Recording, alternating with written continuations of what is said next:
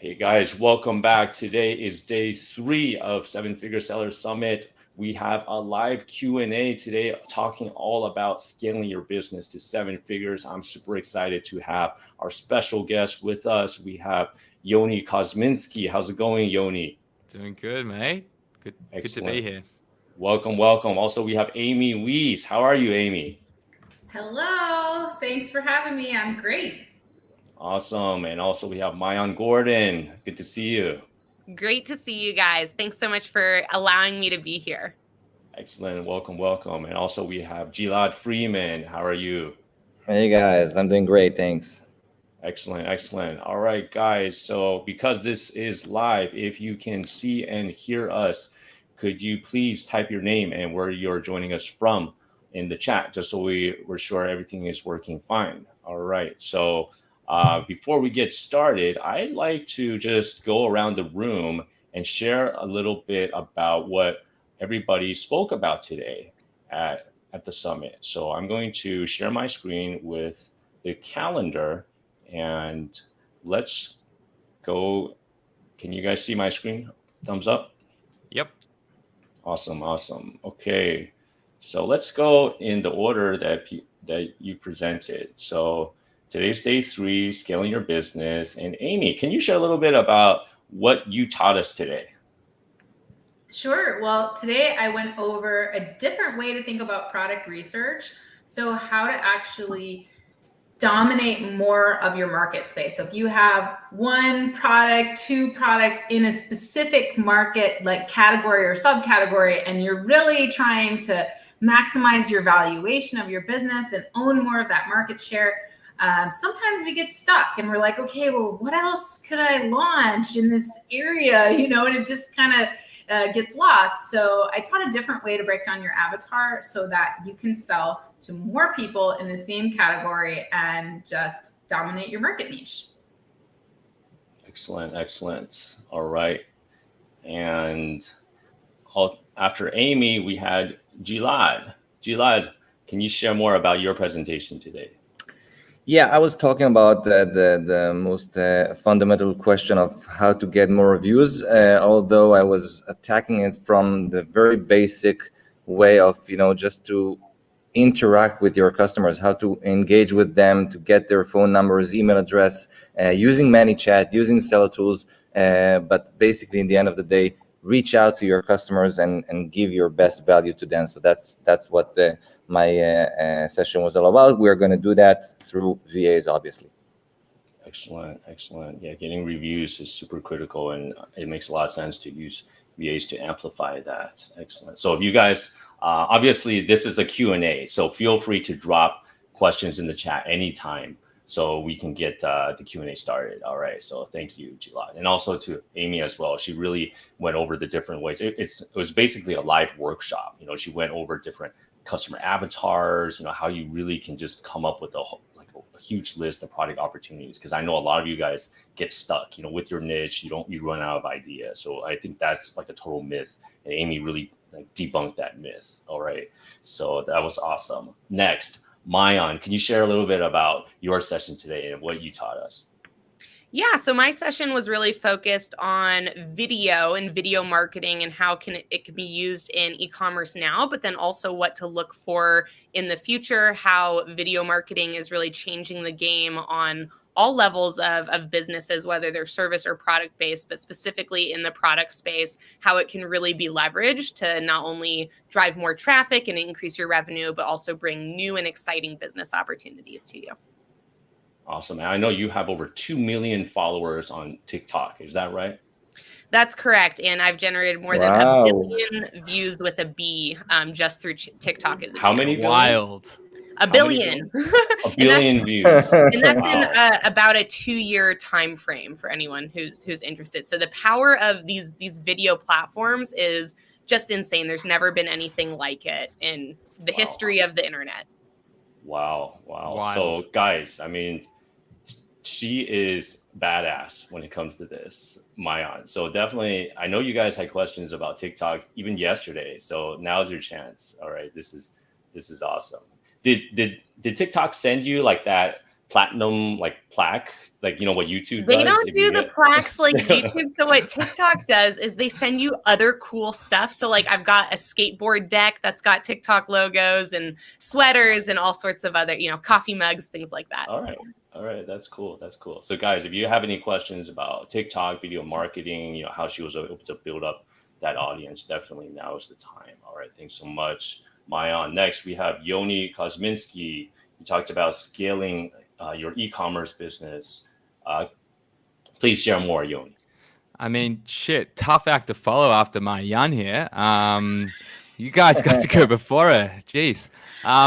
I spoke about how to scale using people, process, and technology. So how to effectively build systems for your business that work for you and not the other way around. So looking at how you can actually build SOPs and build them effectively and integrate them into your business, build more effective onboarding plans, and how you can scale leveraging, your most valuable assets. Awesome. I think, scaling, he really, I think one of the big takeaways, at least for me personally, is he was able to forecast like a cash flow financial spreadsheet. So I know a lot of you guys, starting out, okay, I got a budget, $5,000 for my launch, but what does it look like in month 3? How much am I putting into PPC, right? How much do I have to consider for inventory, like 6 months or 9 months down the line when I make my second and third order? I mean, this is kind of like almost like a blueprint, for you guys to scale to that level, So I think that's super useful. So definitely check out Yoni's session if you have any questions about scaling. Yeah. That was that free 2-year financial planner that factors in your operating expenses, your in-stock inventory. I mean, it really sort of goes in deep. Yeah. So get on that. Yeah. So if you guys have any questions about scaling, using people, using technology, and also like an organizational chart, different pieces of the puzzle, definitely now's your time. Feel free to drop questions for Yoni. All right. And so that's basically the agenda for today. All right. And I really appreciate everybody coming on from all over the world. I see that we have Charlene from Loganville, Georgia. We have Chinedu from Miami. What's going on, Chinedu? We have Andy from Detroit, and Facebook user, I believe that's Sharon Evan from Israel. So Yoni Kosminski, good evening to you. Owen Gilad Freeman also. I was going to say something here. What time is it for you guys, by the way? 10 past 1. 10 past 1. Okay. We really appreciate it exactly. that you guys stayed up. It's 7 a.m. here in Japan as well. So we are global, and our goal is to help entrepreneurs all over the world build, scale, and exit their e-com businesses. And we have more people rolling in. We have Julie from, I believe that's Minnesota. Welcome, Julie. And we have Fatos from London. Awesome. So we have a global crowd today. All right, excellent, guys. So now's your chance. Well, also one more thing. I feel like sharing is caring, guys. So if you know someone that is getting into e-com, or you know someone that's an experienced seller, that can benefit from learning how to scale, benefit from hiring VAs, or they have questions about stuff like TikTok, right? I think now is a great opportunity. So definitely sharing is caring. Feel free to send them sevenfiguresummit.com so that they can join us in the conversation today. All right, guys. So leading things off, let's see. So as we wait for more questions to come in, let's see. Hi, everyone. Obvious, LLL, Amy, Gary, and Mayan as well. I was just knowing that Yoni and Gilad are up at 1 a.m. and good on them. Excellent. Sharon, I wish that you joined us because you presented as well. I mean, Sharon gave an awesome session about how to price higher, how to sell less, how to make more profit. So, I mean, that when it comes to scaling, I think, increasing your profits, and you actually can sell fewer units, right? Because right now, as we're going through this whole perfect storm of the logistics challenges, the high shipping rates, the Amazon inventory restrictions, if you can sell, fewer units at a higher price, that means that you can reduce your shipping costs. You can reduce a lot of those headaches with logistics. So definitely check out Sharon's sessions today as well. All right. Also, I'd like to welcome Mervin from Singapore. Excellent. So great to see all you guys in here today. So kicking things off, as we're waiting, so guys, feel free to ask more questions as we're going through. So our first question is from Charlene. How do you go about getting a video on TikTok?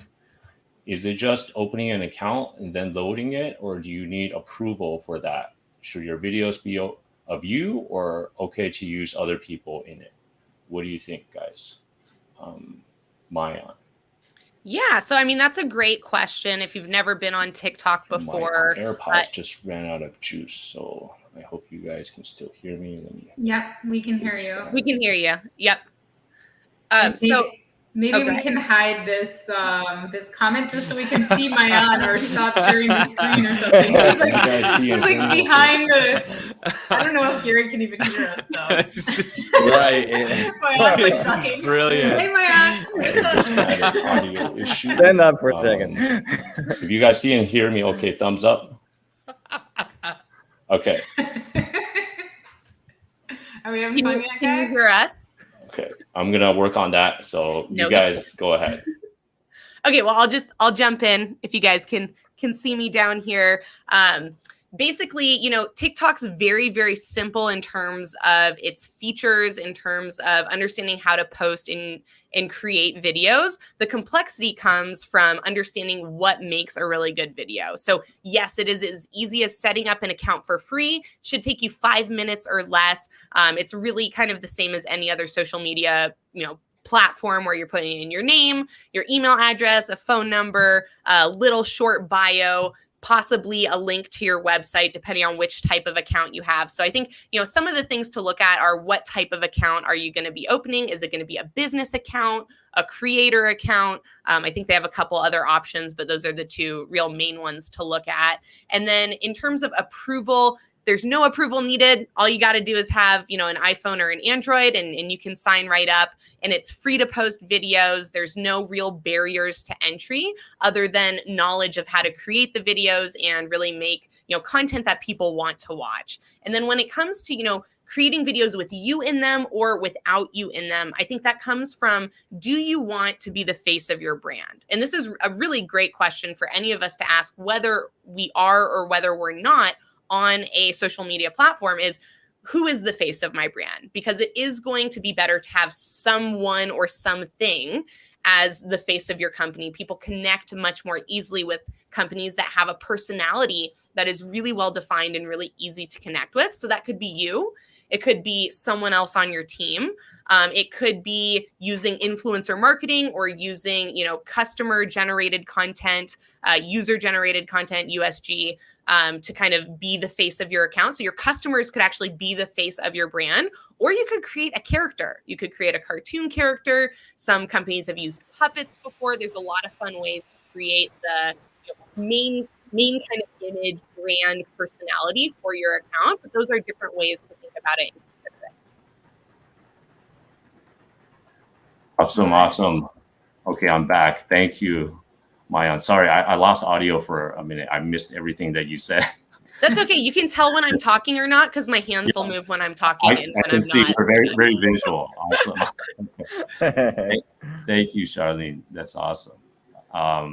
Guys, feel free to, make this a live discussion. So if anyone else, even our speakers has questions, feel free to interact with the audience. I would agree that with Mayan that, it's really easy to set up any of these platforms. And especially, also think about where your audience is going, right? Like TikTok is a great platform for certain audiences, but maybe if your audience, let's say you sell something for the elderly or something like, although there's some really great videos on TikTok with grandma and stuff like that.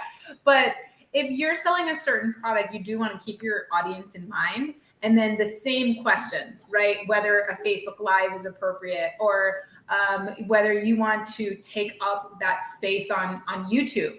The great thing about YouTube over some of the other platforms is that it actually shows up in search. And we know that people are searching for products in search. It's bottom of funnel. It's a great place to search for products. So, and the other great thing about TikTok is that you can share it on other platforms.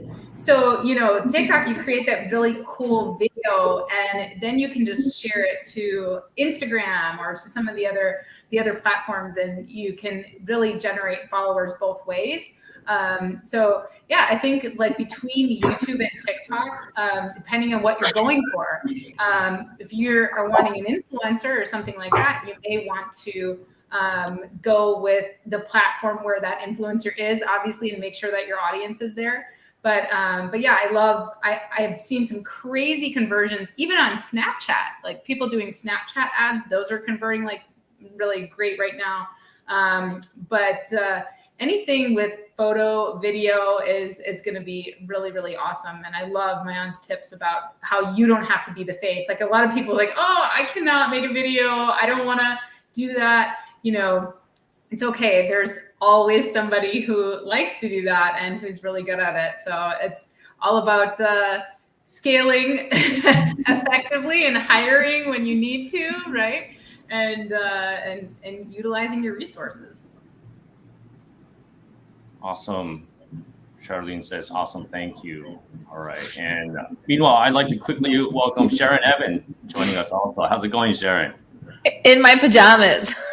Awesome. I think, Donald Duck pajamas. Yeah, you're looking very chic in your PJs. Thank you for joining us today. So again, Sharon had an awesome session all about pricing. I think that session was just priceless. That was an awesome session. Do you want to talk a little bit about what you shared today, just really quickly to recap? Hi, everyone. First of all, I know everyone here. And the only person I haven't actually been on a podcast with, I think, is actually or spoken to is Maayan. Hi, Maayan. How are you? Hi. Hi, Amy, Yoni, and Gilad. How are you? Hello. How you doing? For Yoni and Gilad and myself, it's 1 a.m. right now, 10 past or quarter past 1. We anyway, should have today, gathered together and we should all do our own little thing, a party after. But I spoke about how sometimes selling less units can actually be a lot more money. And I showed 2 case studies, one very in-depth case study and one smaller case study. And yeah, it's all about, it's not going to make sense for every single product on Amazon, and it's not going to make sense for every single one of us, but it's very, very relevant to what is going on right now, because getting into Amazon today is a lot more expensive than what it used to be. And not everyone's going to have the amount of money that you will need in order to scale on a shipping and supply chain level. And therefore, sometimes I showed in there how a client of mine that was selling 2,000 units a year was making more than someone that was selling, I think it was like 26 or something like that, 1,000 units a year, simply because the client was making $40 to $50 per unit. So yeah, that's what it was. And if you haven't seen it, you should watch it. It's probably one of my best presentations. So yeah. It was awesome. And I feel like, another one of the biggest myths selling on Amazon is you have to compete on price, right? So Sharon really took that myth and turned that upside down. She was able to show you how you can price a product where everyone else is selling for $20, and she was able to price it at $80. It's basically the same product, plus there was a little tweak. Guys, check out her session to get the details. I mean, if you have any questions about pricing, what you're struggling with right now, definitely drop them in the chat. All right. So, okay, anything else about TikTok videos you guys like to weigh in on before we move on to the next question, guys?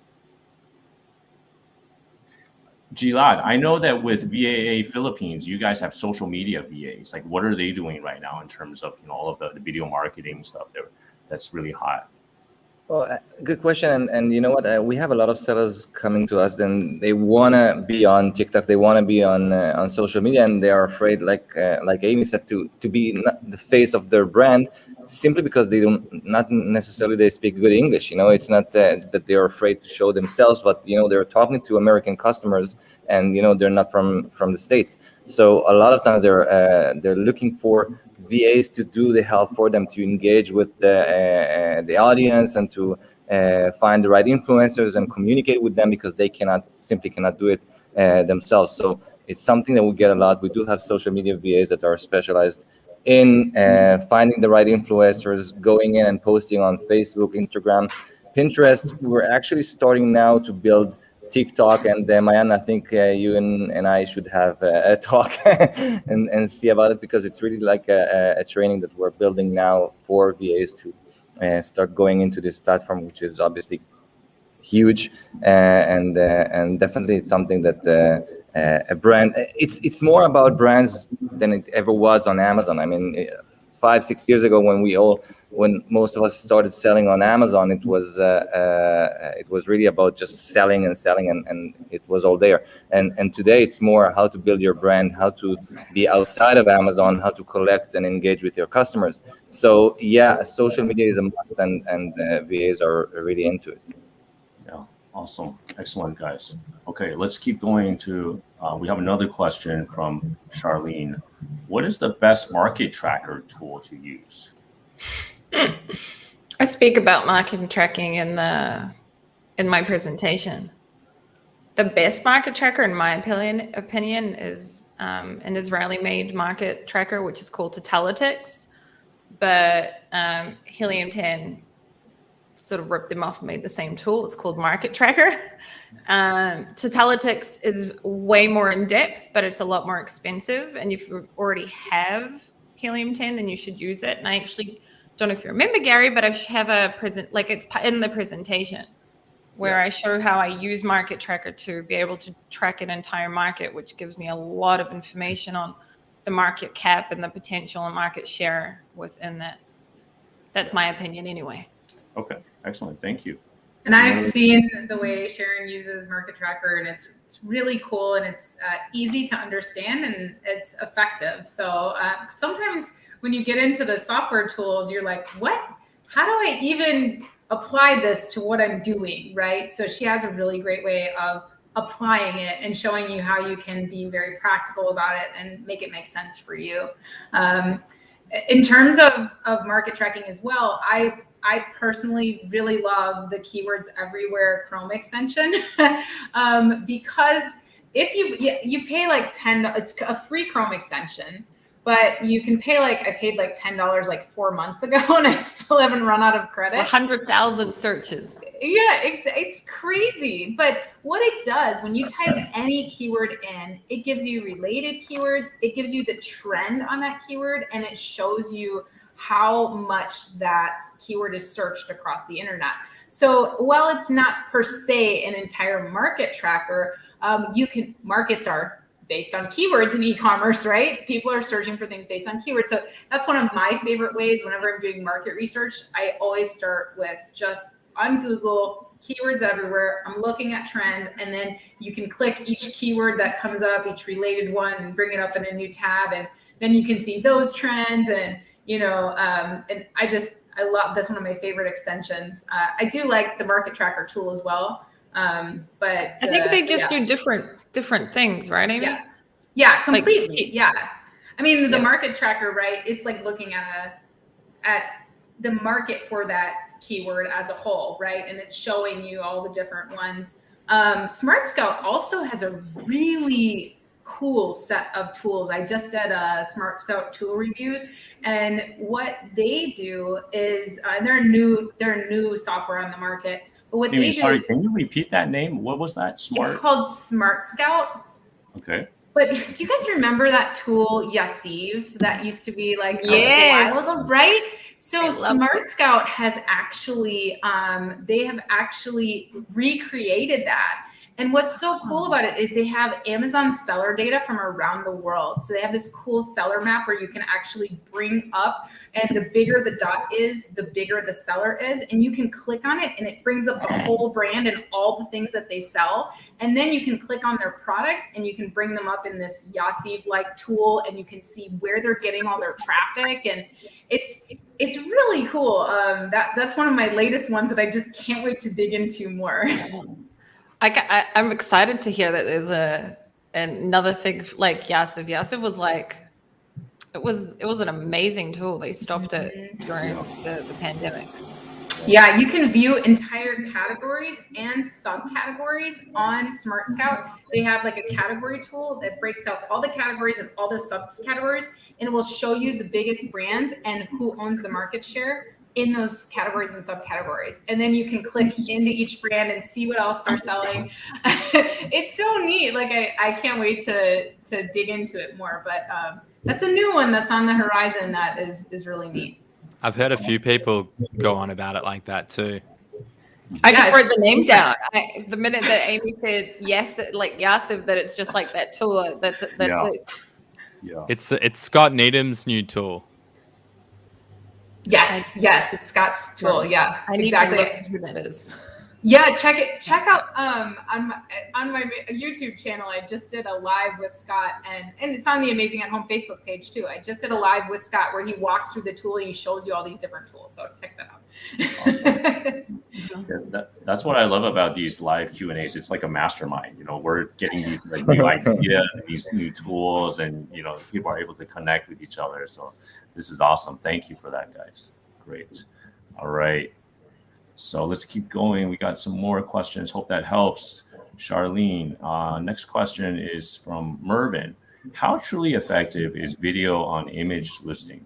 In Seller Central, upload and manage videos, I see a low number of video views. The video reach and engagement seems low on Amazon versus other social platforms.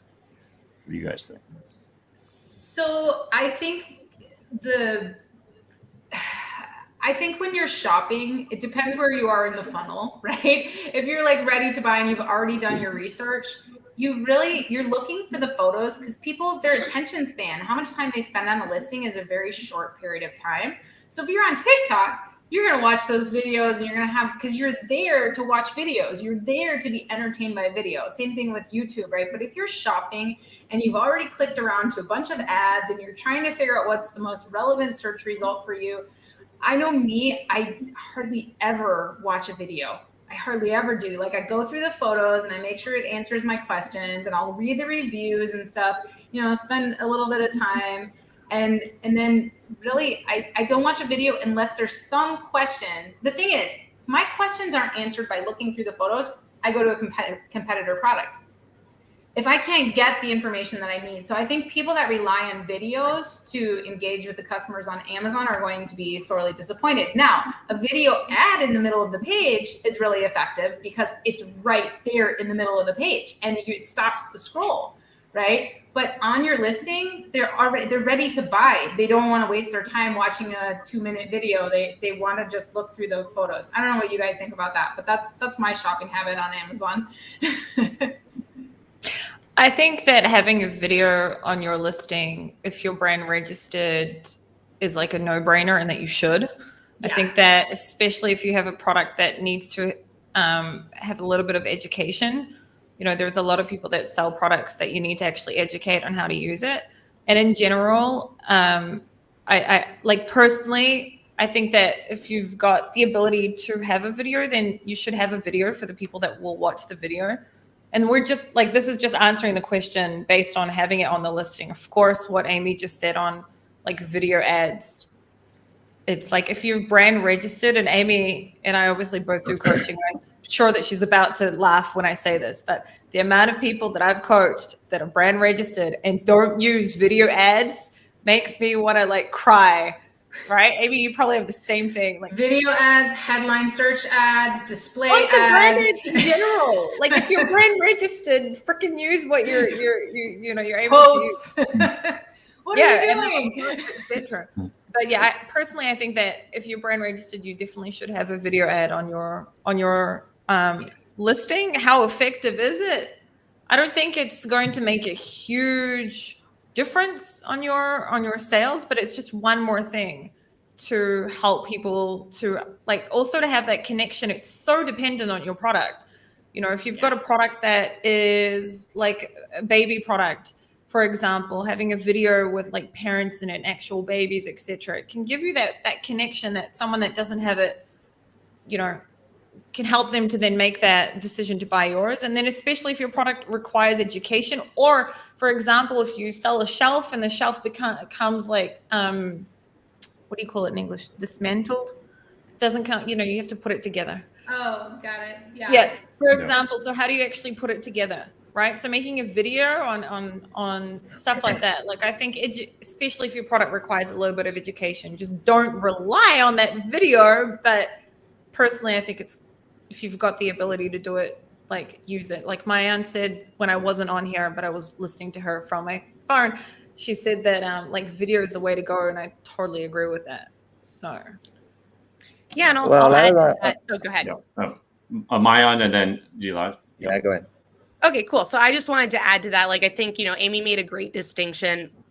Having video that drives traffic to the listing is going to be way more effective than just having the video on the listing. But in general, there's a huge amount of data that shows that video drives higher conversions across all platforms, across every single space in the internet, and that consumers prefer to watch a video and get their information through a video than they do through any other type of content. Now, again, most of the time, I think they prefer to get that, you know, not in the listing itself. So having a Facebook ad, you know, having organic social media content where they're seeing a video and then driving them to the listing where they're already pretty much ready to purchase. If they've seen a video that's driving the traffic, they're unlikely to watch another video on the listing page. And that could be why some of the engagement and views are lower on the actual listing. But even with that, they're still very high quality, right? If someone, like Amy pointed out, didn't get enough information from the pictures or the words in the listing, and then they watch the video, that's actually going to be really likely to help convert them into a consumer. Or, you know, obviously there's something about the product that then they're going to a different listing to look at that is missing from that product. But in general, I think, you know, the quality of video views tends to be way higher than other types of views on content. And so even if it's a smaller number, it might be having a bigger impact than you realize based on the effectiveness of that video.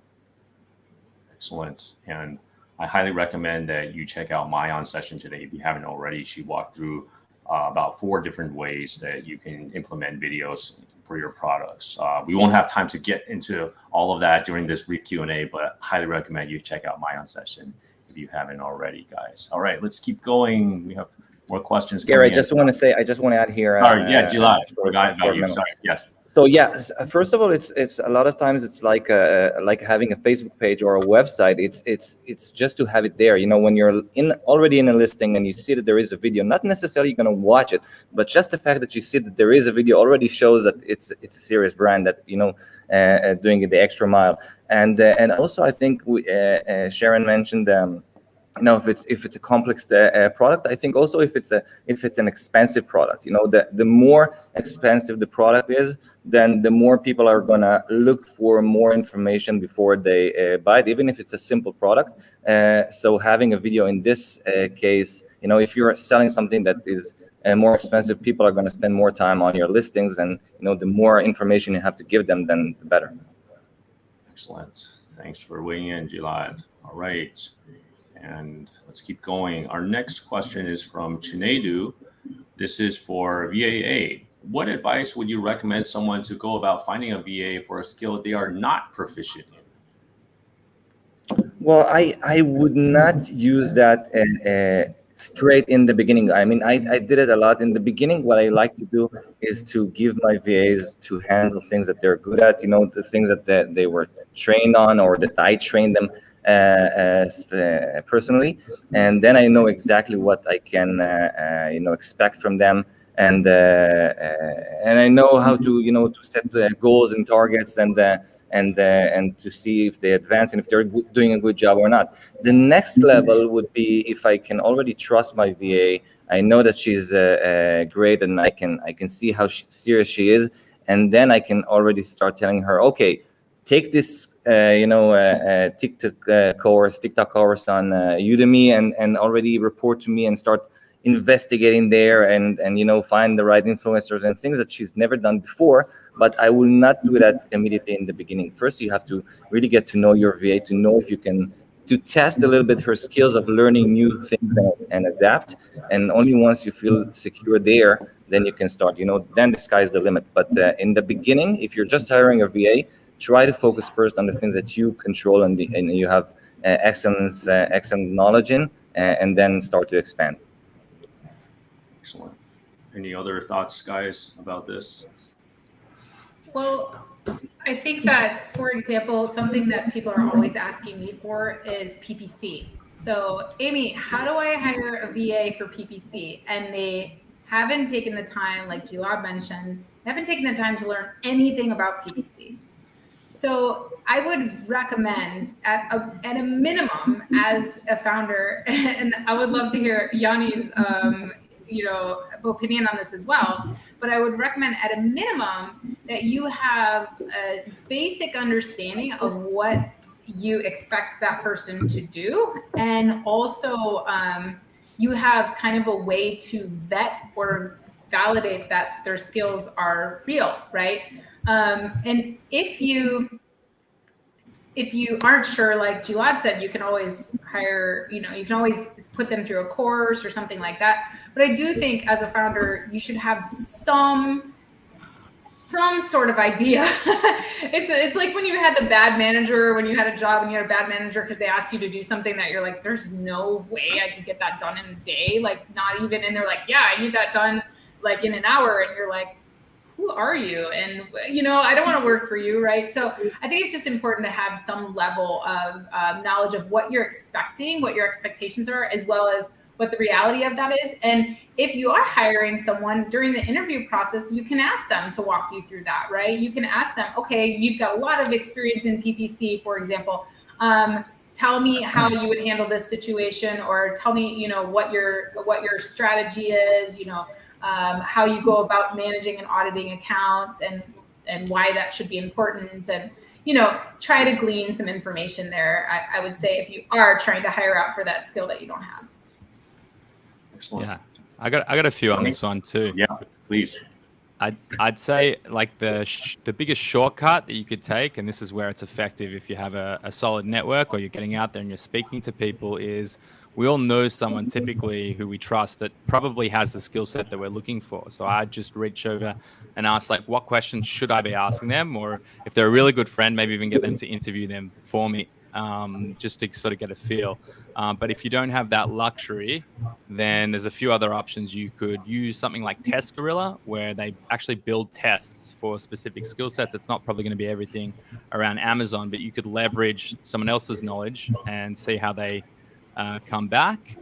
And then the last bit of advice I'd give you is if you read a book like Working Backwards or Who, the A Method of Hiring, at Amazon they use a technique called SMART, specific. No, it's not SMART. Anyway, the point is it's behavioral questions. So you start to ask a question. Tell me about a situation, kind of like what you were pointing out to, Amy. Tell me about a situation where you bought media that was, $1 million a month. And so they'd respond back saying, well, I was doing this. And then when you look to actually understand what they were inputting, like what their actual activities were like, you can dig deeper and start to understand, were they actually doing the skill sets they said they were doing, or were they just project managing it? Were they actually building, or were they delivering? So there's a few. Test Gorilla. Yeah, Test Gorilla. Yeah. Gorilla, like the animal. Like the animal, yeah. Okay. All right. Wait, test or task? Test. Is my accent that hard to understand? I understand you, Yanni. I think, yeah, of course you do. Okay. Test Gorilla. There you go. All right. Jamie says thank you. Awesome. All right. Okay. So next question is from Andrew Craig. My day-to-day of running my business, I am too all over the place. What are your best strategies for our business organizations and time management? Yoni, do you want to take a shot at this first? I know that you shared a lot. You shared about like a organizational chart for businesses. What would For sure. So I would say, firstly, like anything in life, the first bit is understanding. So understanding where you're at. So if you're already feeling like you don't have enough time, so I'd say first get a handle of what's happening with your time. So I think I said it in the session potentially. I can't remember, but if you look at every task, and it's a bit of an arduous task for people who are founders and want to be doing a million things and they're not really conscious of where they're investing their time. But first, look at tasks that need to be you. Let's say product development for most Amazon founders. They love building new products. It's the exciting thing. That's why you got into the game in the first place, not to, answer customer support tickets for, your whole life. So, mark things that need to be you a 5, and things like customer support that you could build canned content a 1. And as you start to understand things that are, a 1, 2, 3, you speak to someone like Gilad and you find a VA to actually start taking those things off your plate and actually get to a point where you start to have a bit of control. And then you can go a whole lot further. I would say if you plan out, well, what does my next year or 2 years look like? What's my actual dependencies around my org structure? Who do I need to bring in? What's the ROI on that investment? And so I can do things actually at scale and do it more quickly. But again, depending on where you sit in the journey, walk before you run. And so getting those wins on the board for me, it was a very, very important skill to learn. Yeah. And this is something that I spoke on at the Empowering Women Conference, as well as I'm speaking at ASGTG as well. Because when you're first starting out and you don't have a team yet, you're everything, right? You're the marketing team, you're the admin team, you're the content team, you're everything. And it can be really, really overwhelming, and you don't really know what to prioritize, right? So like Yoni said, you want to do that task analysis first and figure out what are you spending your time doing. But also take the time to actually, at the beginning of each month, write down your top 3 goals for that month. Like the beginning of each month, sit down and go, okay, what are the 3 things that I need to get accomplished this month? And then for each of those 3 goals during that planning session, take the time to break each one down and go, okay, what are the top 3 or 4 things that I need to do this month to accomplish that goal?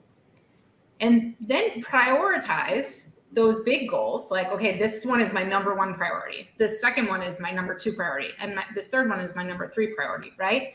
And then the next thing that I always do is I write down the week numbers for the month. So on all those subtasks that you just wrote underneath your big goals, right? Write down the week numbers. Okay, I'm going to do this during weeks 1 and weeks 2. So for example, if I'm adding a new video ad to my Amazon listing this month to help kind of get some, maybe it's right before Q4 and I'm creating a Christmas sale video. And so I want to do a ranking campaign specifically for that video ad that I set up, right? Well, what do I need to do to make that happen? So I want to set up that video campaign, right? What are the 3 or 4 things that I need to do? What do I need to do during week 1? What do I need to do during week 2?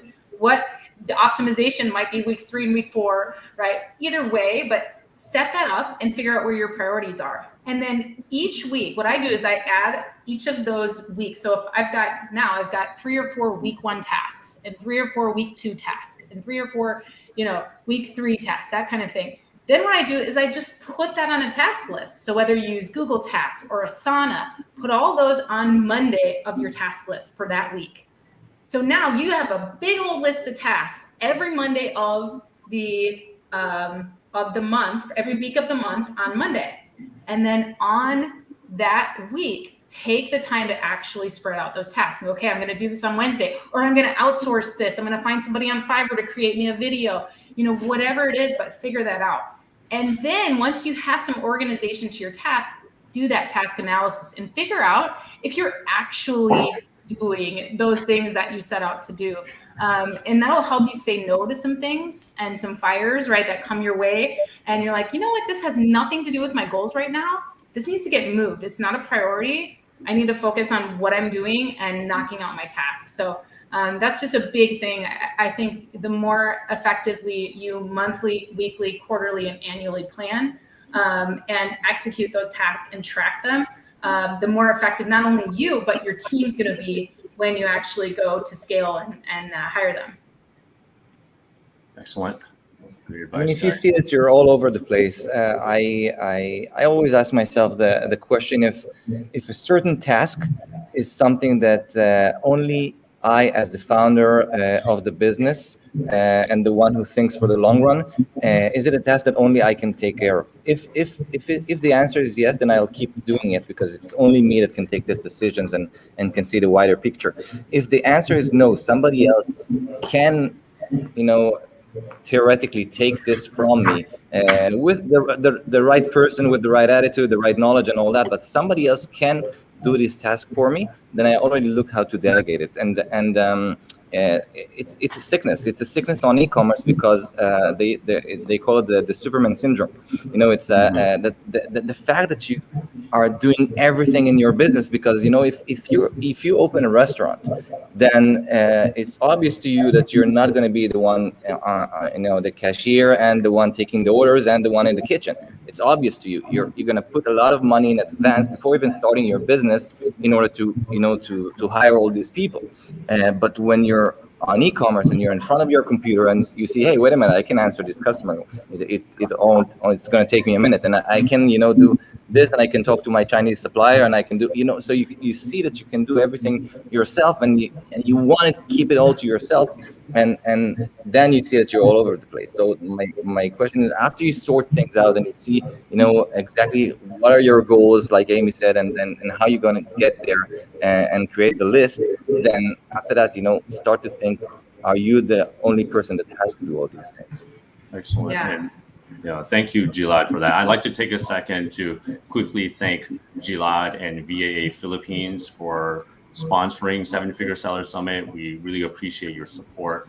And Gilad, I know that your agency specializes in helping people find Amazon VAs. Can you just share a little bit more about that? And then I'm happy to drop a link for people to book a call with you to learn more.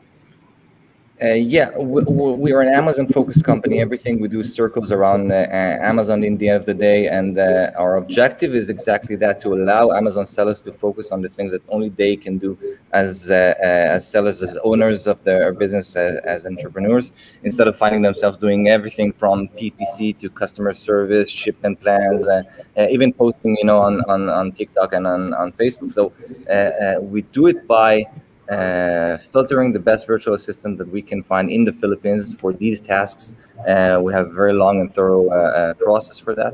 And in the end of the day, we're looking for great VAs with great capabilities who can help you run your business, who are going to be a part of your team, not going to teach you how to do things like the question before, not going to, do things that you have no idea about, but work together with you as a team, taking, things from you.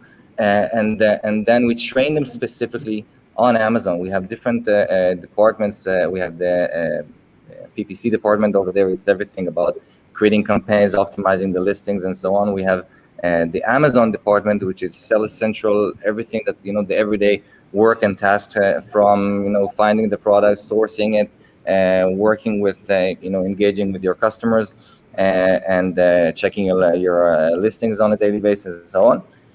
We have the social media department, Facebook, Instagram, Pinterest, soon TikTok, and we also have graphic designers and video editors. And if you want to talk to me, then I see that you posted here the link, so I'll be happy to chat and see if this is the right move for you to take a VA. Excellent. And I understand, Gilad, you're offering a special offer where you're offering a discount on the initial sign-up fee and also 5 free hours of Amazon VA work. Is that right? Yeah, exactly. All right, so there you go. If you need some help, definitely highly recommend you reach out to Gilad. Don't fall victim to Superman or Superwoman syndrome.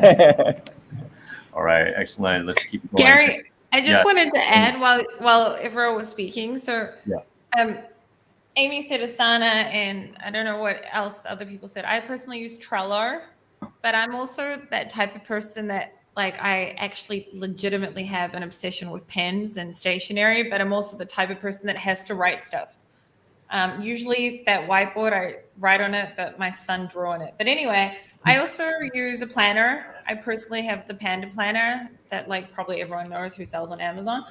And I write in there like my goals and what's more important every single day. And I prioritize every single day, apart from everything that I do in Trello. So for people that are out there that aren't only wanting to do everything on something like Asana or Trello, get something like this. Like get yourself a good little planner. I use it every day. It's it doesn't have a date on it. So, I sometimes miss a day because, life happens. So yeah, that's something else I would just add as well. Get a planner as well if you're the type of person. I am just like Sharon. I prefer old school, like pen to I'm too paper. scared to show you. I always write everything first. I write everything first. Yeah, I'm the same way. I write everything first, and then I transfer it to my task tracking tools, because my task tracking tools pop up and remind me that I've got something to do and the time that I have to do it. Yes. But I'm the same as you, Sharon. I like to write things down first, and then I'll transfer, because then I can like put them in order or whiteboard them, right? Every month. Sticky notes are underrated. Yes. Oh, sticky notes. But I also I color code them. I have highlighters. This is an actual highlighter. It looks like a pen. Wow. And I color code. Yeah, I'm obsessed. I'm like that little girl at school. I still am like that. You're next level, Sharon. You're next level. It's just another way to organize your day. For sure. One thing I'd love to add real quick, just based on this conversation, is I would suggest really take time to find what works for you. As you'll notice, we've all got a little bit different methods. So I think the general, concept is how can you do more with less time, right? How can you put less time into your business, but actually doing that create more value for yourself, for your customers, just get more done. And one way is to build out your team. I think, getting VAs, that personally, that changed my life. Like getting my first VA, starting to outsource, building a team, absolutely changed my ability to not feel overwhelmed, to get things done while I personally was not working. That is huge. But I think the second way is really focusing on how do you work most efficiently? And if you can spend less time and get more done just in your own activities, that's also going to free up a ton of time and space. So in addition to doing the time audit or, tracking all of your tasks that you're doing and how long you're doing them, start tracking what gets you in the zone, right? Like what is allowing you to create more effectively, more efficiently. And you'll start noticing little things like, oh, I crush out my listings much more quickly and at a higher quality when I'm in this type of work environment versus this type of work environment. Or I'm more effective when I write things down with, a pen and paper than when I do, putting them in a Google Word document. So start really paying attention and making little notes of what are the environmental factors, what are the different things that are going to allow you to perform at your absolute optimal peak. Great advice. Yes, that's awesome advice. I'm the same way as well. I mean, I find that I'm more effective, like let's say early morning, right? I'm like a morning person. So, I try to put my most important tasks up front. There's that saying, "Eat that frog" by Brian Tracy, where he says, you got to take like that first task that you absolutely dread doing. You're like eating a frog. But if you get that done out of the way, the rest of the day is just downhill from there. It just gets so much easier once you have that big win. So great advice, guys. We're almost out of time. We got to keep going. Thank you for that question, Andrew. I hope that helps. And thanks everyone for weighing in. If we can quickly get to Mervin's question before we close out. Mervin asks, how would you allocate $100 on PPC versus outside marketing efforts? TikTok, Instagram, Facebook, etc. Who would like to take a stab at this? I'll jump in just real quick and say that $100 is not enough for TikTok ads. So I wouldn't even look at it with kind of that amount of budget. How much would you need to say at least? I'm not an ads platform expert, so I'm not the best person, but I would say, minimum $1,000 to give you a really good kind of chance at understanding even what's going on. And just like any advertising platform, there's going to be a learning curve unless you're working with like an agency that's got all the processes dialed in. So I would either, give yourself a budget and an amount of time to learn and get good at TikTok ads, or just hire an agency. And they're all going to have different minimums as to, what they work with. I think that in terms of ads, if you're 100, it's really dependent on the product and your cost per click and all of that, right? Whether you're using PPC or external traffic, but I'm with Maayan in terms of budget. $100 is not a lot, but if I only had $100 to spend, I would probably spend it on really strategic, like exact match for my top 3 page 1 keywords. And I would also really look at like some organic marketing efforts. So really you could make, with that $100 and your time, you could make 10 YouTube videos or write a Wikipedia article on your product, like go on to Quora, join some Facebook groups and answer questions. Like your organic marketing efforts, if you only have $100, are going to go so much further. Create Pinterest pins and boards, all of those things. It's going to be much more effective than just trying to throw $100 at ads. They'll just be like blowing in the wind. That's like, you may as well, give away that money because it'll get eaten up very quickly. I'd love to hear Sharon's opinion on this. Well, I was going to say, if you only have $100 to sell on Amazon, you shouldn't be selling on Amazon. Like, that's just a brutal honesty. So I'm just going to guess that they're talking about $100 a day, because that's what I'm going to guess that they mean. So first of all, the difference between outside market, in my opinion and experience, the difference between outside marketing and PPC on Amazon is that if someone is typing in a search term into Amazon, they have buying intent. Their intention is to buy. Compared to TikTok, Instagram, etc., which I highly, highly believe in, but they're just 2 totally different things. And Amy said it's very dependent on your product. So I don't know what they mean by how would you allocate $100 on PPC versus outside. Like, it's 2 totally different things. You're going to get 2 totally different results. On Amazon, my favorite way to market when it comes to paying for advertising is on Amazon. Specifically, I use Instagram and TikTok and Pinterest. And I loved how Amy said the Facebook group thing, because not a lot of people talk about that, and I do that as well. And it's very, very smart. I use that kind of stuff.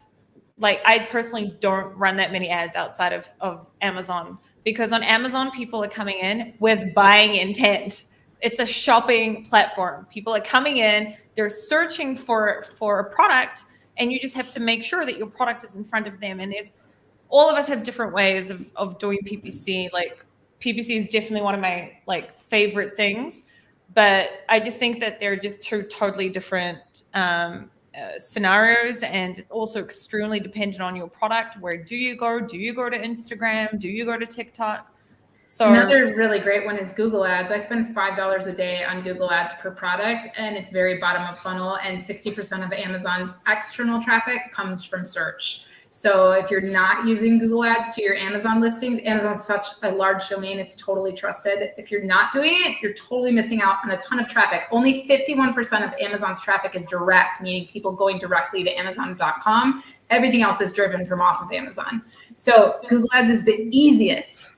It's so easy to set up. It's so easy to do. And with Amazon's new brand referral bonus program, you can maybe get some money back for those conversions. No matter what, all of this is addition to Amazon PPC. Like, if there's no way, unless you've invented a product and it's there's no keywords don't even exist, when then it's questionable whether you should be selling it on Amazon initially if keywords don't exist. I mean, if keywords don't exist, not if you don't invent. Amy, I know you invented a product. I don't mean that you shouldn't invent a product. I mean, some people invent a product and Amazon's not the right place to sell it, because no one's searching for it. It requires a lot of education, and there's no keywords to piggyback off, and then you need only external traffic. But if you sell a product on Amazon and there's keywords to piggyback off, and there's keywords in order to get people to find your product, you should be using Amazon PPC, in my experience. Plus, outside of Amazon stuff, which is, what Amy was saying, Google and my own TikTok, etc. That's my opinion.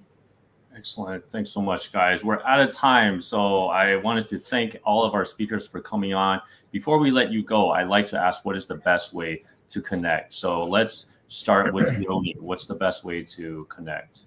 Yeah, I mean, if you've listened this long, then feel free to hit me up directly, Yoni at Multiply Me or weareascala.com, either or yeah, check out our websites. All right, excellent. I just dropped that in the chat. So reach out to Yoni at weareascala.com and definitely check out his session. And Amy, best way to connect. Yeah, you can go to amazingathome.com/contact or just amazingathome.com. We also have a free listing review service. So if you're not sure what's going on with your sales, you can always visit amazingathome.com, and underneath the services menu, you'll see, listing review, or you can go to the link that Gary has on the screen. And I'd love to you get a personalized video from me explaining what I think you could do to improve your conversions or your advertising or anything like that. So. Perfect. Definitely take advantage of the free product listing review that Amy is offering at the URL you see in the chat. Thank you, Amy. And Sharon, best way to connect. Best way to connect with me is Facebook. You can find me Sharon Evan. I also have a YouTube channel, Sharon Evan, and my website, sharonevan.com. And I'm a co-host on Solar Sessions podcast. And every Thursday, you can find me there as well. Seller Sessions is an amazing podcast, one of my favorites. Definitely tune in to Sharon there, and SharonEvan.com and her YouTube channel. Thank you. And Mayan, best way to connect? Yeah, best way to connect is probably through LinkedIn, but you can also find me and connect with me on my website. And then if you want to check out my TikTok channel, not a good place to connect with me or have a conversation, but if you just want to check out the content, it's World of Glass. TikTok. I follow her. I follow you, Maya. Oh, thank you. It's an honor. You do amazing stuff with glass. It's like I actually learned about all of that through watching you. Sorry, I had to say that. Awesome. All right. Thank you, Mayan. And finally, last but not least, Gilad, best way to connect. VAAphilippines.com or just service at VA Philippines or through the link that you just added before. Okay, great. Thank you again, Gilad. And again, thank you, VAA Philippines, for sponsoring. If you do need a Amazon VA, Gilad has a wealth of talent and wealth of knowledge when it comes to that. So I highly recommend you guys check them out. And he's offering a free consultation with himself as well to help you find the right VA. So definitely check that out. And finally, I'd like to just mention we have an all access pass. If you guys haven't upgraded yet, it's a great chance to unlock all the sessions, and our speakers provided additional bonuses just for people that upgrade. So I highly recommend that you guys check that out. I dropped it in the chat as well. All right, so much appreciated, everybody. We are already past the hour. Charlene says thank you. I just like to thank, first of all, thank you, Yoni. Thank you, Amy. Thank you, Sharon. Thank you, Mayan. And thank you, Gilad, for coming on, taking time out of your busy schedules. Super grateful for that. And other than that, we will see you guys soon. And we will see you at the next session, guys. Bye, everybody. We'll see you soon. Bye.